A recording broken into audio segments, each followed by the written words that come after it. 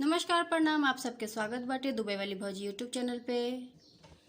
कल के वीडियो पे एगो रिक्वेस्ट राज जी के आई रहा सोहर गीत सुने खातिर, तो आज के वीडियो राज जी खातिर हटे, वहाँ खातिर सोहर गीत सुनावतानी।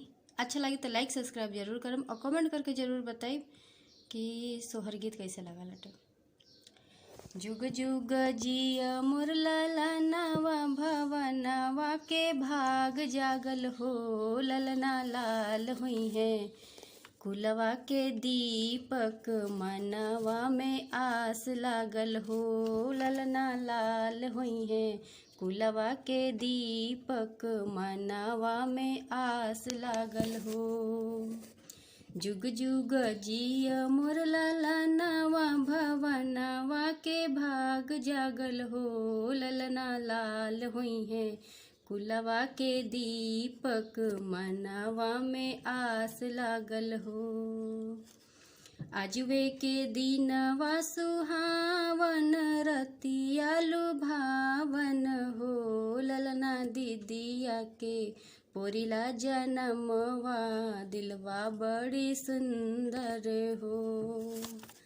आजुवे के दिनवा सुहावन रतिया लुभावन हो, ललना दीदिया के पोरिला जनमवा के दिलवा बड़ी सुंदर हो।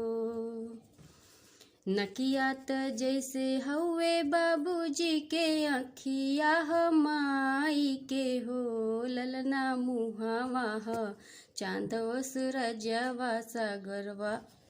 नकिया त जैसे हवे बाबूजी के अखिया त माई के हो, ललना मुहावा चांदवा सूरजवा सगरो अंजोर भइल हो। जुग जुग जिया मोर ललनावा भवनवा के भाग जागल हो, ललना लाल हुई है कुलवा के दीपक मनवा में आस लागल हो। सासु सुहागिन बड़ा भागिन अन धन लुटावेली हो, ललना दुआरा पे बाजेला बधैया आंगनवा बड़ी शोभेला हो। सासु सुहागिन बड़ा भागिन अन धन लुटावेली हो, ललना दुआरा पे बाजेला बधैया आंगनवा बड़ी शोभेला हो।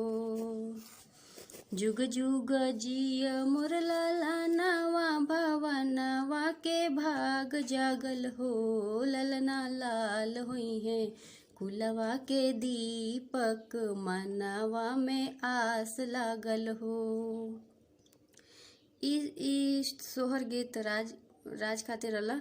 अगर वो लोगन के भी स्पेशली गाना सुने के बटे, कुछ भी शादी वादी, तो वो लोगन कमेंट करके